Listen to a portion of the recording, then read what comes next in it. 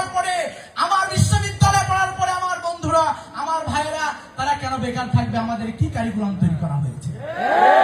সম্মানিত শিক্ষার্থী বন্ধুরা, আমাদের চ্যালেঞ্জিং জায়গা হলো আমাদের এই ক্যাম্পাস যেমনি ভাবে আমাদের উজ্জ্বল ভবিষ্যৎ, যেমনি ভাবে আমার আগামী দিনের পাথেয় হবে, ঠিক তেমনি ভাবে এই বিশ্ববিদ্যালয়ের বিভিন্ন জায়গায় চোরাবালি রয়েছে, যেখানে আমাকে একবার আটকে ফেলতে পারলে আমি শত চেষ্টার পরেও বের হতে পারবো।